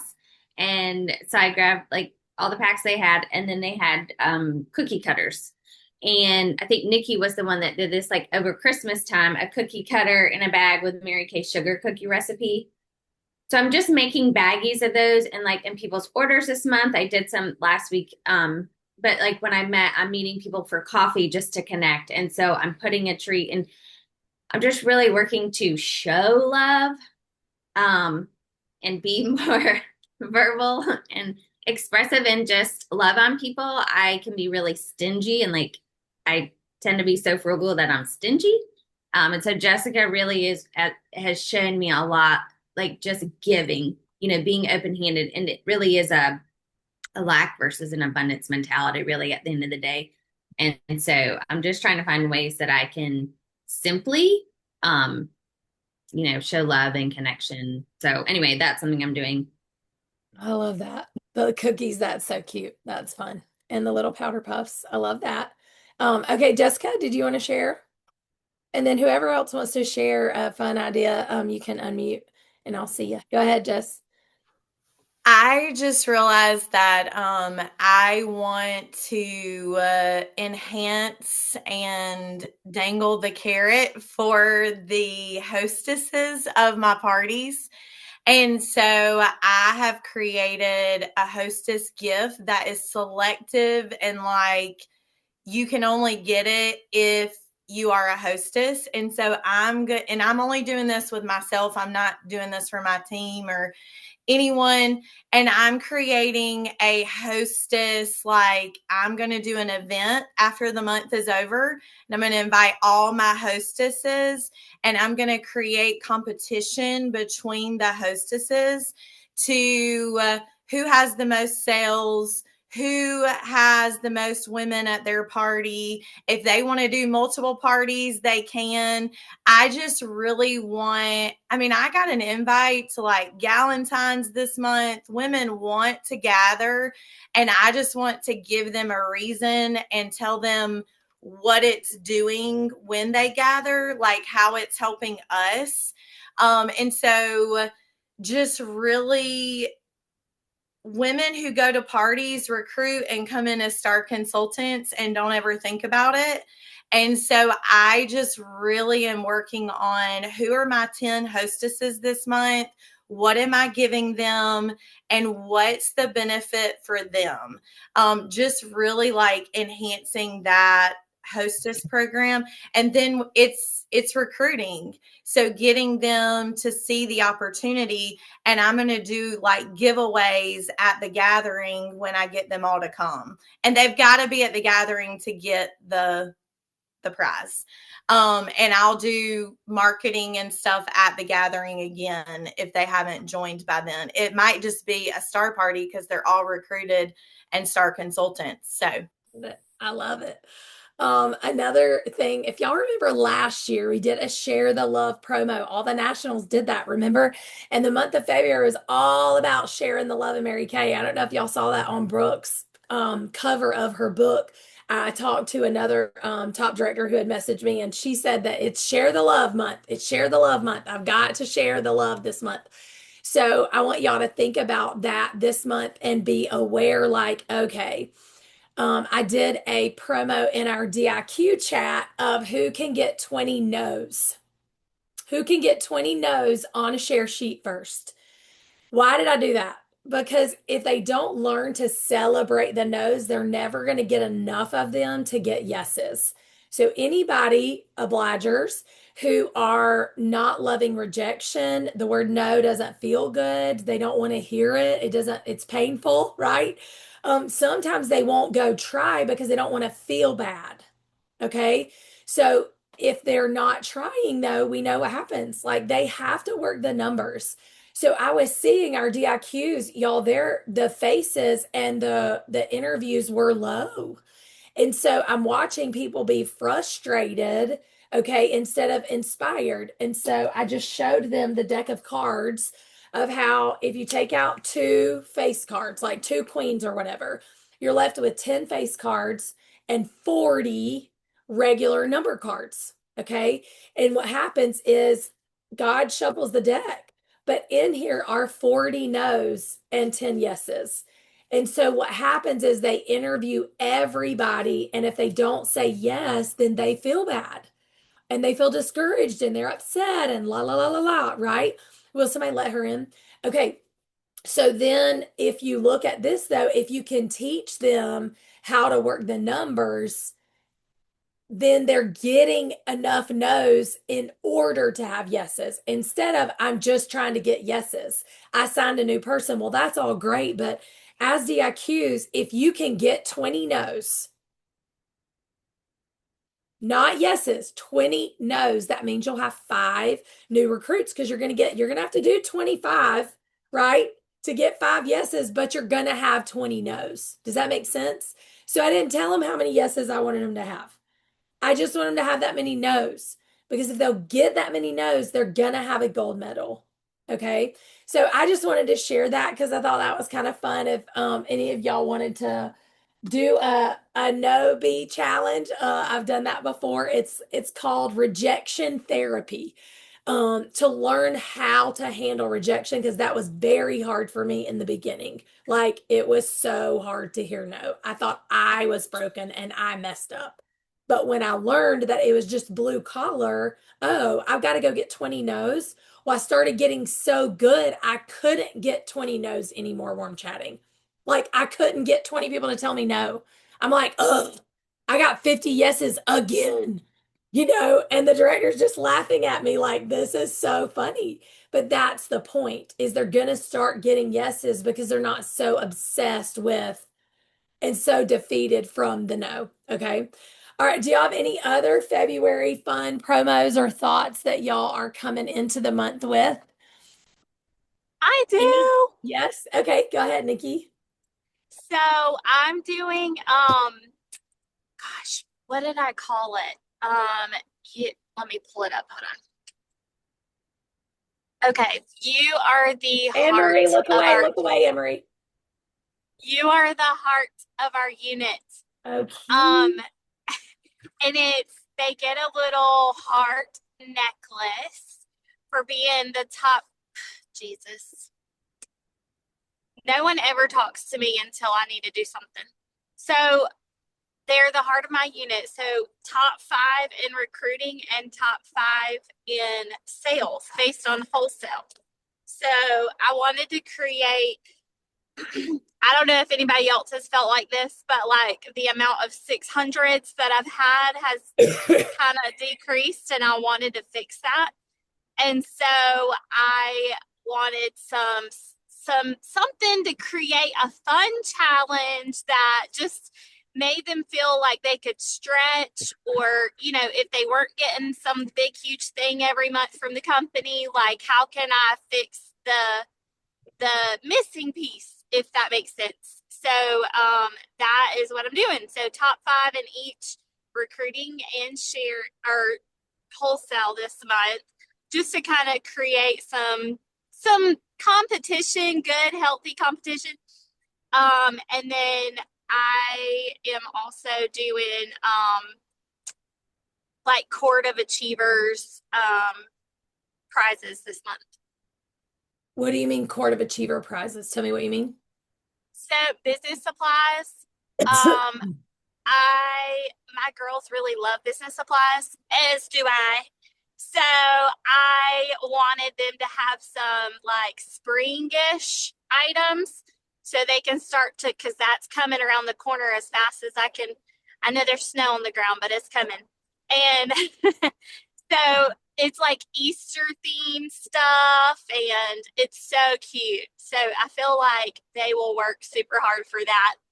I'm also tracking, so I have this February calendar. I think I got it off of Erin Marlowe, but it's like every share the love that we do, your name goes on the calendar and I can post it.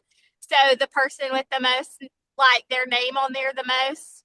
So basically every share appointment, their name goes on the calendar on which day they did it. You know what I mean? Yes. But they have to be with me and all of that because I want to be able to tie up all the bows. I love it. Nikki, what's your tendency? I gotta do the questionnaire, but after listening, I'm definitely an obliger, I think. But I have some rebel in me. Yeah. You also are, Definitely. you got some upholder in you too. Like if you say you're going to do it, you just do it. You don't have to, you know Yeah, what I mean? yeah. Yeah, I But see that I too. also like to, like with the obliger, like you talked about, just like wanting the approval of my mentor, or you know what I mean, like all of that. So if I Yeah. feel like I'm failing the person that I work for, then I felt, So like that's a failure. actually Yeah, upholder. That's actually upholder. upholder. Yes, Oh, I don't want to, I need, I want other people to be able to depend on me for doing what I yep, say I'm going to do, which is yep, interesting because that's what Chase is too. And I know y'all used to yeah, kind of run together a little bit. I just thought yeah. that was really funny. I love that. Okay, Interesting. Interesting. interesting. Yes. Okay. I think we all probably have a little rebel in us, especially as we get older. Julie told me once you turn 40, you just kind of tell everybody to screw off sometimes. And I was like, really? I don't know if I'm like that. I'm like, actually, I kind of I understand. I'm think like, that's when oh, you turn 30. When you turn 30, you're I'm like, help sorry. y'all. Yeah, I'm sorry. When did you need permission to tell me how to run my life? Yeah, so exciting. Jennifer turned us into upholders. That's hilarious. Excuse me. Okay. I wanted to go back to the quadrants that I taught y'all about because I got a lot of questions about that. So when we talked in the past, I'm getting my graphic designer to put it into a graphic for y'all so you can visually see it. But I taught y'all, I don't know, it was a director meeting, I don't know, probably a year or two ago. We were talking about building offspring. And I talked about the four quadrants. So, like, number one is personal business. Okay. Number two is a recruiting mindset or a growth mindset, meaning I have places scheduled and a mentally like committed. I'm committed to having interviews and sharing appointments for me and my unit. Like, and they're on the calendar. Like, I've got a recruiting opportunity. Okay. Mindset, growth mindset. Number three is career path movement. Okay. This is at the beginning of the month deciding. I don't know if y'all heard Brooke say this, but like, who am I moving to senior? Who am I moving to red? Who am I moving to on target? I say on target 5. Who am I moving to DIQ? So it's like your mental decision, right? Okay. And then that, when you're doing those three things consistently, that's what leads to building offspring. Okay. Most people want to have this like intentional press on like I'm building an offspring, and you do, yes, but you do because you have intentional career path movement and you have intentional places for them to recruit people with accountability with you, all the things, right? And you are yourself working your personal business to continue to bring people in because here's the reality. You're working with you, the new, and the few. Okay, so if you don't have any new and you don't have any few, and you're trying to stir up a dead unit and you're not doing number one, then you have nobody to do number two with. Does that make sense? And you stay frustrated. Okay, then you're doing number two. So you're bringing these new people in, but none of them are moving up because we're not doing number three. So, number three is I have intentional career path movement conversations. My unit knows we're building 3 seniors this month. We're taking 3 reds on stage at career conference. So, every month, then you're mapping who is gonna do what. Okay, which brings me to this. Now, I've done this with y'all. I did this my entire career because I don't understand. I never understood if I can't see it, then I'm not tracking it. Okay. So when I became a national, I had this tracker literally for every month of my entire life as a director. Okay. So I just call it a production tracker. Okay. Some of y'all have seen this. So I did it for 6,500 a month. Okay. Then I listed, okay, my order and then the name of who's going to order a 600, Who's going to do 400s? Who's doing 225s?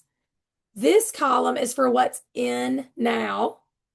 This column is for how much wholesale she has left. So if I'm counting on Mary J. Blige to do a 600, have I asked her what she has on her calendar to reach her 600 or not? Now I'm an obliger, so I'm going to connect with her and ask her like, hey girl, I'm just checking on you. I got you down for your 600. What are you doing this month? Oh, I'm actually doing 800. Okay, great. So then I would change this to an 800 after I talk to her. Does that make sense? I have a place for you to put notes, because what happens, y'all, is as the month plays out, you're going to put notes over here. She wants to win her gold purse, or she already finished her gold purse for January. She did her 600. She's got to do it again. But if I don't write that down, y'all, I forget about people. And the month ends and she goes, I missed my 600, Holly. I'm so sad. I was at 580. And I'm like, but when I sat down first thing in my office every day, I looked at this first because it kind of gave me my directions for the day. Okay. These are the orders I'm waiting on. Now, guess what? If all these 600s are new people, then I better get on here and check my prospects, because that tells me everything I need to know has to be handled on the production chart. Like if I'm not getting production in, then I'm missing the whole point of all of it, right? Okay, then new team members. My goal was 10 new, but who is recruiting 10 people? I can't say I have a goal for 10 new people, but I don't have 10 new assigned to anybody. Am I getting 10? So this would be like new for Holly, new for Amy, new for Joanne, new for so-and-so, right? And then the notes over here are, here's her prospects. So we're layering these people for Tracy. If I think Tracy's going to move to senior, that's 5 shares. Where are her 5 shares on my calendar? Are y'all with me? So I know I'm a strategy brain. That's just, it's how I operate. So I have to map it out. And then I have to, okay, my accountability, my obliger has to come in here and look at it every day, or my ADHD done forgot who I was supposed to be doing what with. And I'm watching Netflix because I don't know who to call. Or I'm taking the, rearranging my Christmas stuff because I walked by and the closet was messy. So it's like, oh, actually, you're supposed to be making sure that those interviews are going to hold this week. So it just keeps me from being distracted. Okay, so this then is what's in now. So let's say I get the 1,200 in. Now that 1,200, she has none left to do. The 1,200's in. Do y'all see that? So I took it off of what's left. So when I come down here, I have 1,200 in and I have 5,450 left to find. So when I come down here at the bottom, I have 5,450 projected. I have 1,200 wholesale in. This tells me my production is 6,650. Y'all, if you have no wholesale projected, how do you know how you're going to get to your goal for the month? Like, how are you supposed to make the money that you're supposed to contribute to your family? So the other thing I wanted to show y'all was this.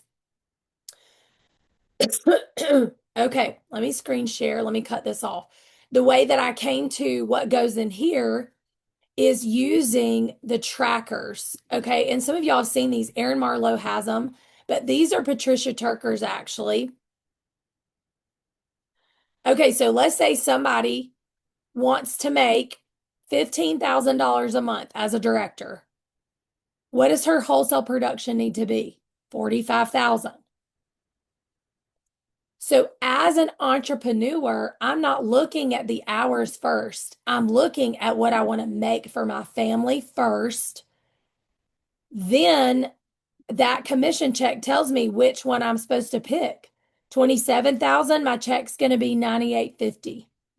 20,000, my check's going to be 82.40. 18,000, 72.50. 10,000, 54, 6,500, 4680. Now, that tells my 13% production, my 10% volume bonus, my commission on my commission check, and then my retail sales. So it has me selling $2,400, which y'all is only $600 a week. Okay.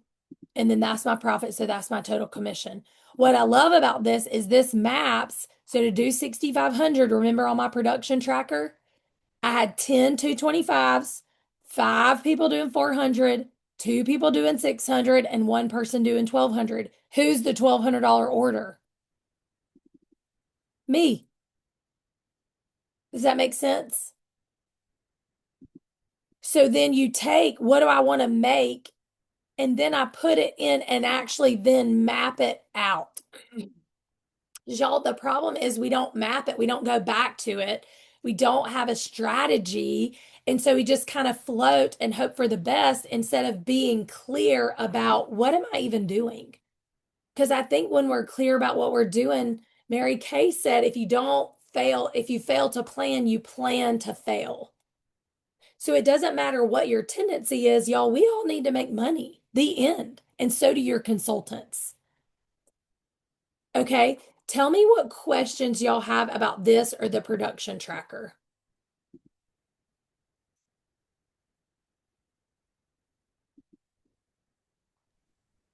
I don't have any questions, but I would love to get like those Canva links or Patricia's, something, whatever you okay, got. yeah. I have them. I'll send them to y'all. I'll make myself a list, or actually I'll just send it to Kim. Send production trackers from Patricia on Canva to director meeting. Ooh, I botched all of that spelling. Good thing she can figure that out. Okay. Any questions about that? So as you're going into this month, then when you're looking at, here's the pieces, my personal business, my sharing appointments, and my career path movement. Okay. So if I'm going to do 6,500, I need 6 new agreements. Y'all see that? Always 6,500, I need 6 new to guarantee that I'm going to get that production in, regardless of my unit size, regardless of my base. If I want to do that production, if I add that many people, I'm guaranteed to do that production. Okay. So then when I look at the bottom down there where it says agreements, if I want 6,500, then I need to be adding 6 new, right? So who are the 6 new people and who are they assigned to? That's my career path quadrant. Then where are those interviews on my calendar for the 6 people?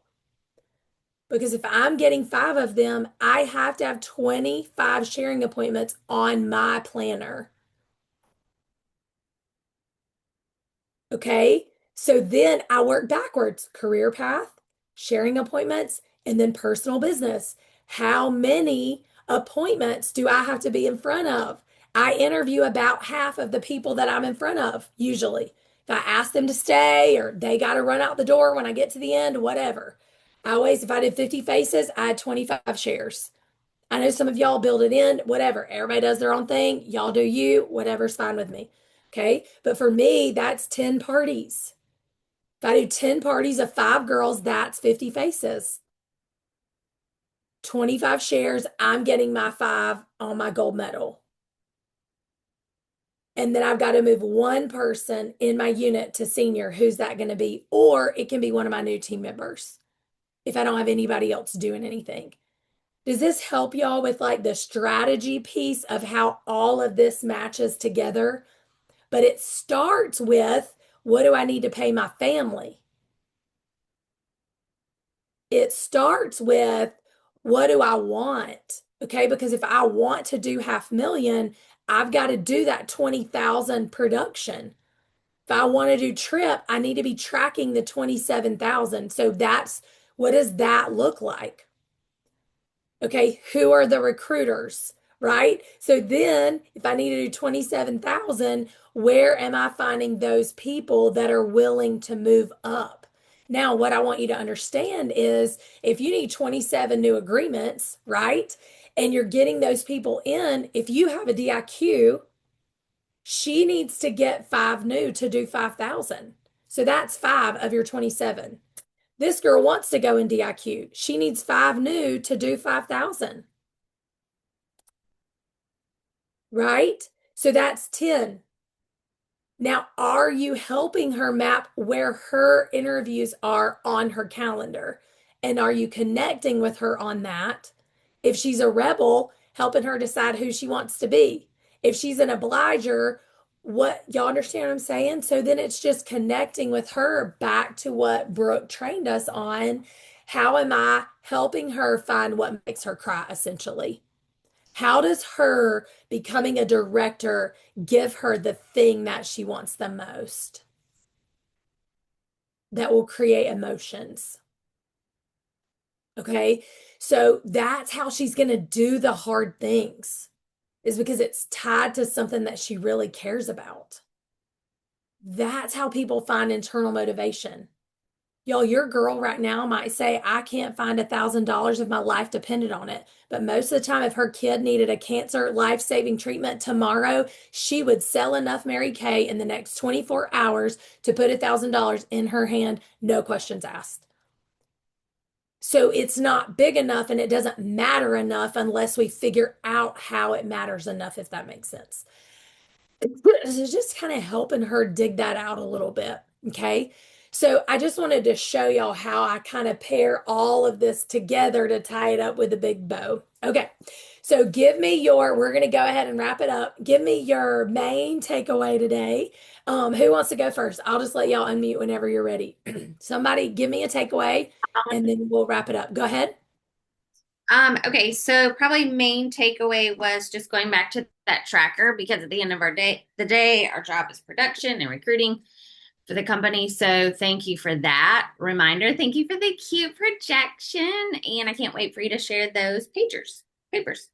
My assistant is going to put them into the director meeting in a Canva template, y'all, so you can have them. Then you can edit them or whatever you want to do with them. But they were created by Patricia Turker, so just leave her name on them if you will, please. Just make sure that you leave her name on them. Okay. All right. Who else wants to unmute? Y'all unmute. Okay, Tracy. I love the tendencies because, with my unit, even though it's small, it's amazing the tendencies, how they differ and how I need to lead each one of them, especially with my tendency being one. And then I've got one that's a questioner that questions every little thing. And sometimes it can make me nuts, but it helps me to understand, okay, this is how her mind works, and this is how I need to work with her. So thank you for that. And sometimes, you guys, when they're asking questions, they're really trying to just feel safe. You know what I'm saying? And they just want to understand, because if they ever really understand it, then they are super dependable and they're going to do it, right? I love that, Tracy. Thank you for sharing that. Okay, Rebecca, I see you're unmuted. Thank you. Whoever wants to go next, go ahead and unmute. Well, first off, I just want to say I'm not going to take our director meetings for granted, and kudos to all of y'all who sit on Zoom during our director meetings, because it's a long time to just sit and listen, and you don't get the same feeling. So, thank you for still having it today, but cool, do I appreciate our in-person ones. And then there's so much, but the fact that you just took, and I map out my month, but I've realized holes that I've been missing in the monthly map out. But the fact that you started with the paycheck, it's not just the wholesale, it's why is it that wholesale amount? Because I do chase the carrot, so I do kind of look at it per car level. But when I look at the paycheck that goes with the cars, I'm like, okay, that's really why I want that car, is because it's the paycheck that goes with it, and then mapping it backwards. And then Brooke, when she talked about new agreements, like whatever the new agreements is, add 3 zeros, and I was like, okay, that it all equals out to my numbers. And so I love that it all went together. And then I do like the cute new tracker, and I will totally leave her name on it. But yeah, it's so good. It's fun. I love them too. And it shows you how to calculate your check, y'all. So if you really look at that too, it's like, oh, I'm leaving some money on the table if I'm not getting that $400 bonus from unit qualifieds. And the cool thing now, y'all, that we used to not have, Julie and Lindsay and I back in the day, and Paula, and those of y'all have been around a minute, like you either get it when they start or you don't get a qualified bonus. The end. It wasn't when they got qualified. It was if they did it the month they signed, the end. And so now that opportunity, but if you go back to your production tracker, y'all, on the right side or on the next to last column, it says, where's she at on getting qualified? So you can watch it. She's got to get it in, and this is her deadline. So that you can be aware of that. Where are my 4 qualifieds? Qualified 1, qualified 2. So predicting that. And then does she have the appointments on her calendar to fulfill your expectation? Because that's the piece where we really lose people, y'all, is we expect them to do what they say they're going to do, but only upholders do that. And that's a real small percentage of your unit. And y'all know the ones who will do what they say they're going to do. You already know who they are. Sometimes they're not an upholder, but the upholders are going to do what they say they're going to do. But you got to understand who are the players. Who am I playing ball with this month? Okay, who else? Holly, I'll go. Okay. I loved learning about these different things. I mastered the Enneagrams. I mastered all the stuff. So like I mastered these because it makes sense when you're looking at your unit. And Julie taught me something. I don't remember what it was called, but I've been researching that one on working with my girls. Genius. You're working genius. Yes, it is awesome. Yes, it definitely explained me a lot. Just doing, because with Michelle is her brain is different than mine. And then I have another girl who is very different than me, and Michelle, that's working and, just trying. And then with my family, Chase has always joked that me and Matthew are the same and her and Lee are the same, but our kids are the same. So then, but it's actually true. So just how that works with my family too. And I love the production trackers. I use the old school ones that were not cute. So I'm excited to have those back too. So thank you for bringing those back out. That's so fun. All right, who else wants to share, y'all? Hey, Rose. Hey, I am so grateful for you to do this. What do I want my paycheck to be every month? Because like they were saying, it shows all the different levels. And so, okay, I want that car. So this is the production and what my paycheck will be for that car. And it's not like just working for it. You're seeing all the different things and being able to, first of all, your personal business comes first, and then the growth and the career path movement. And so, and I've got one that she is one away from being a red jacket. And so we had lunch a couple of weeks ago and she said, but that's as far as I want to go. I don't want to be a director and stuff, but I think once she gets to moving, because she just retired, so this is her full time now, I think she will see if I can get these out and show her when she decides if she wants to go into DIQ, the way to track it and have that visual for herself that she can put in front of her and work with her girls then. So I appreciate that. Thank you. Y'all, this production tracker with your DIQs is so important. And here's why. I told the DIQs, like, y'all, if you automatically have laryngitis, if you are, sick, if your baby's sick, your director can open your production tracker and be like, okay, I can follow up with these 4 people for her. I can help with this, this, and this, because she can see what's going on. And if you're not communicating and telling us, then we don't know that you know what the hell is going on. That's the truth. And they don't know what's going on unless they write it all down. They're like, oh no, I had in my brain that we were going to do 3,000, but actually it's 300. Right. Correct. Right. Because they like over invest sometimes in people and over expect them to perform. And those people haven't even called them back. And so coaching them too on, if she's not communicated all month, we're taking her off the tracker. You've literally called her 6 times and she didn't answer. You can't keep counting on her 225. So delete that and you can replace it or sell it yourself. So which one would you like to do? So then they understand, oh, when you take a piece out, you have to put another piece in to still do the same production. Okay, Paula? Well, I suspect you taught us the 4 tendencies, not only for ourselves, but to work with our units. But my goal is 650 and my number is 176 right now. And I literally heard myself say, I would never have believed I was an obliger because I have no S in my spirit. But I heard myself say to myself the other day, well, it'll be okay if you don't go on the trip because you have a granddaughter birthday and a daughter birthday and you've never missed those events. I mean, I thought, where did I equate Switzerland and 2 birthday parties that the dates aren't even set for? Yep. It's just the enemy allowing us to back down and giving us excuses.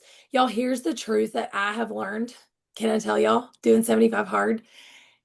Every single one of you have a list of beautiful reasons that you should not do this. All of us. They're all valid. They're actually all really good reasons that we should miss the goal, not care, not push, back down. We all have a list of reasons. We all do.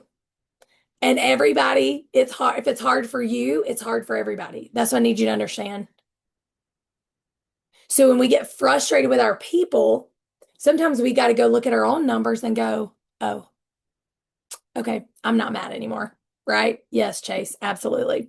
Okay, who else wants to unmute and share your takeaway? Anybody? I'll do mine. Oh, go ahead. Okay, Paige. I think it goes back to, for me, being intentional about everything. Like, oh yeah, I'm supposed to decide ahead of time who's going to move up. It's up to me. It's not up to anybody else. Duh. And then you go back to the tendencies and being an upholder. What is really great is boring, repeatable systems. But that's where the rebel in me comes in. I don't want anything boring, but it does give me a lot of freedom. Yep. So I got to go back to being intentional about designing my schedule so that I'll have people to move up. Yeah. I love that. Big. Nikki, you are unmuted. Hi. I loved all the things, the whole entire thing, but thank you for reminding us about being strategic about pulling production. I needed to hear that again. And I really, really enjoyed Brooke this morning. I was in the shower, but she gave me all the Jesus in the shower, and it was so great. I needed her to, that spiritual warfare is how did she word it? Spiritual warfare is dependent on my spiritual stamina or something like that. Spiritual warfare needs spiritual stamina. And I was like, man, when's the last time that I truly put my face on the floor?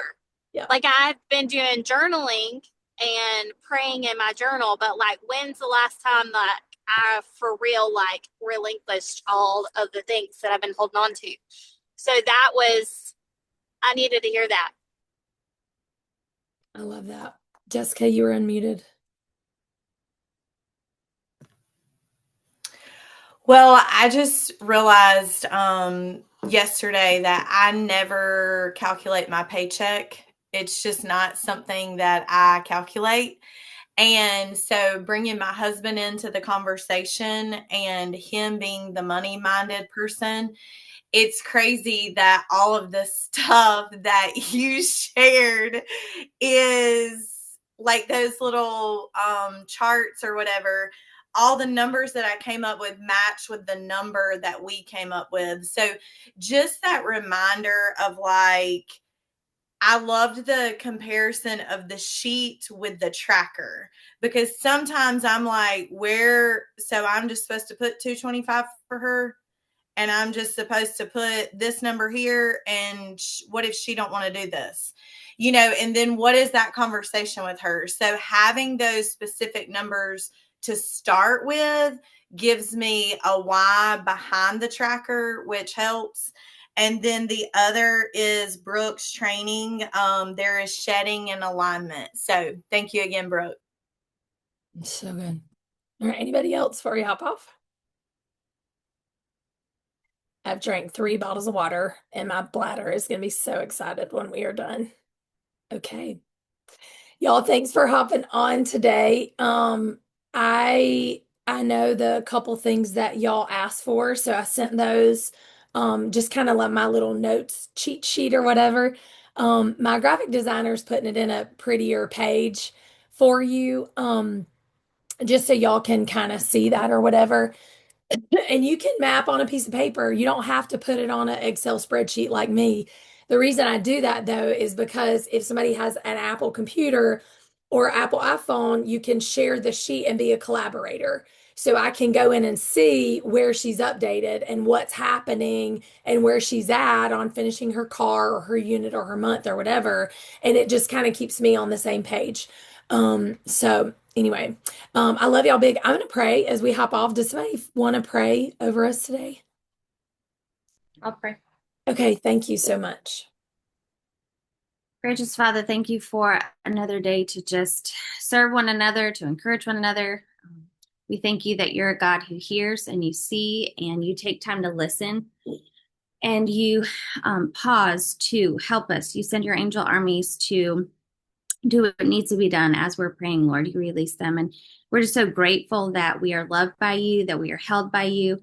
We're grateful for this opportunity, for this business to pour out into others, to pour out into our families, to bless our families, to bless each other. Lord, thank you for Holly. I pray that you would give her an extra measure of blessing, strength, stamina, encouragement, Lord, for being the leader that she is, for being obedient, for having Brooke be an extra special speaker for us today, and just the truth that she poured out to us from you, Lord. And I thank you for that. Thank you for each one of the directors that took time to be on here, to be a presence, Lord, to encourage one another, to learn, to listen, to share the ideas that they had, and that we could collaborate together, Lord. I pray that you would help us to walk out with strength and in your power, Lord, that we would be excited, that we would work with passion and purpose this month, that we would share not only this business, but we would share you and your love.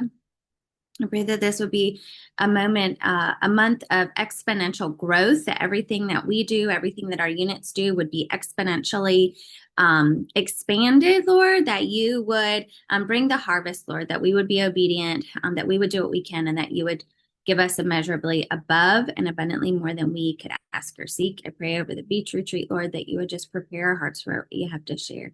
I'm going to ask all this in your name. Amen. Amen. Y'all have a happy, amazing February. I love you big. Bye.